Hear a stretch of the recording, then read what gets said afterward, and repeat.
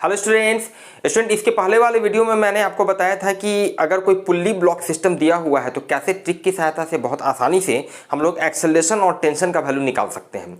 यहाँ पर मैं आपको बताने वाला हूँ, अगर दो या दो से ज़्यादा कनेक्टेड ब्लॉक दिए हुए हैं तो उस केस में कैसे हम लोग एक्सेलरेशन या टेंशन या फिर दो ब्लॉक एक दूसरे पर जो इंटरनल फोर्स लगा रहे हैं उसका वैल्यू कैसे हम लोग बहुत आसानी से निकाल सकते हैं बिना एफबीडी ड्रॉ किए हुए। इसे एग्जाम्पल की सहायता से समझते हैं। तो स्टूडेंट यहाँ पर अभी हम लोग इस क्वेश्चन को सॉल्व करने वाले हैं कि कैसे बहुत आसानी से ट्रिक की सहायता से हम लोग एक्सेलरेशन, हर ब्लॉक का एक्सेलरेशन का कितना वैल्यू होगा और साथ ही साथ कितना टेंशन प्रोड्यूस होगा स्ट्रिंग में, इस चीज को निकाल सकते हैं। वन थिंग स्टूडेंट, इसका जो जनरल मेथड होगा आप समझ सकते हैं, ऑब्वियस है। अलग अलग ब्लॉक के लिए एफबीडी, फ्री बॉडी डायग्राम हम लोग ड्रॉ करेंगे। Thereafter Newton second law of motion का यूज करके इक्वेशन लिखेंगे, उसका दोनों इक्वेशंस को सॉल्व करेंगे और तब जाके आपको एक्सेलरेशन और टेंशन का वैल्यू निकलेगा, जो कि ऑब्वियसली मैं यहाँ पर नहीं करने वाला हूँ। इवन देन अगर आप डिटेल सॉल्यूशन चाहते हैं तो इससे रिलेटेड या इनफैक्ट यही क्वेश्चन शायद आपको मिल जाए एनसीईआरटी, एससीओ में, और उन सारे क्वेश्चंस के सॉल्यूशन के लिंक आपको नीचे वहां पर मिल जाएंगे डिस्क्रिप्शन बॉक्स में, तो वहां पर आप जाके देख सकते हैं इसके जनरल सॉल्यूशन को।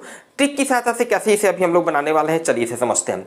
स्टूडेंट सबसे पहले एक्सेलरेशन, एक बात तो क्लियर है भाई, कनेक्टेड ब्लॉक हो या फिर स्ट्रिंग से इस तरह से कनेक्टेड हो तो ऑब्वियस है सबका एक्सेलरेशन सेम होगा। सबका एक्सेलरेशन मतलब जितना एक्सेलरेशन इस ब्लॉक का होगा उतना ही एक्सेलरेशन इस ब्लॉक का होगा, उतना ही एक्सेलरेशन इस ब्लॉक का होगा।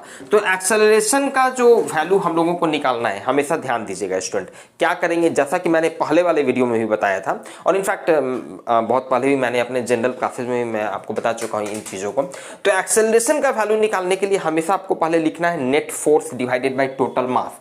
नेट फोर्स जो सिस्टम आपको दिया हुआ है उस पर नेट फोर्स कितना लग रहा है और उस सिस्टम में टोटल जो भी मास है वो सारे को ऐड कर देना है। क्लियर है? चलिए भाई, तो आप देख सकते हैं इस पर नेट फोर्स एक 10 न्यूटन का फोर्स लग रहा है, 10 न्यूटन का फोर्स लग रहा है ऑब्वियसली, और जो भी फोर्सेज लग रहे होंगे वो सारे एक दूसरे को बैलेंस कर रहे हैं, नॉर्मल फोर्स और वेट वगैरह, आप समझ रहे हैं। तो नेट फोर्स 10 न्यूटन का लग रहा है और टोटल मास कितना हो गया 2 + 3 + 5, 2 + 3 + 5, दिस इज 10/10 मीन्स 1 मीटर पर सेकेंड स्क्वायर। इसका मतलब स्टूडेंट ये हो गया कि हर ब्लॉक का एक्सेलरेशन कितना हो गया 1 मीटर पर सेकेंड स्क्वायर। चलिए अब स्टूडेंट मान लिया हम लोगों को निकालना है इसका टेंशन का वैल्यू कि इसमें कितना टेंशन प्रोड्यूस हुआ।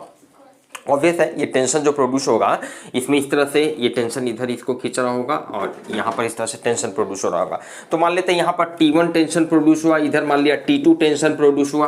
क्लियर है? चलिए तो T1 और T2 का वैल्यू निकालने के लिए क्या करेंगे समझिएगा, कोई इक्वेशन लिखने की जरूरत नहीं है। समझिए स्टूडेंट कि भाई अब इसका नेट एक्सेलरेशन कितना है 1 मीटर पर सेकेंड स्क्वायर, इसको हम लोगों ने निकाल लिया है 1 मीटर पर सेकेंड स्क्वायर।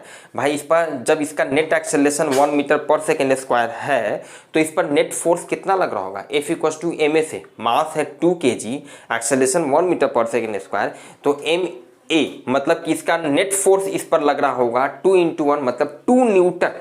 ध्यान दीजिएगा स्टूडेंट, इस पर नेट फोर्स लग रहा होगा 2 न्यूटन। तो एक फोर्स तो 10 न्यूटन का पहले से लग रहा है इस डायरेक्शन में, तो नेट फोर्स इस पर 2 न्यूटन हो ये तभी पॉसिबल होगा जब इस पर इस डायरेक्शन में 8 न्यूटन का फोर्स लग रहा होगा, तभी तो 10 - 8 हो जाएगा और नेट फोर्स इस पर 2 न्यूटन का फोर्स इधर लगेगा। क्लियर है? समझ रहे हैं? नेट फोर्स इस पे F = ma से इसका मास हो गया 2 × एक्सेलरेशन 1, तो नेट फोर्स 2 न्यूटन का लगना चाहिए। भाई 10 न्यूटन पहले से लग रहा है, इसका मतलब है कि 8 न्यूटन उधर लगना चाहिए। इसका मतलब हो गया टेंशन का वैल्यू हो गया 8 न्यूटन, मतलब ये T1 का वैल्यू 8 न्यूटन हो गया। तो इस तरह से बहुत आसानी से इस तरह के क्वेश्चंस को आप सॉल्व कर सकते हैं और सेम कंसेप्ट आप यूज कर सकते हैं T2 का वैल्यू निकालने के।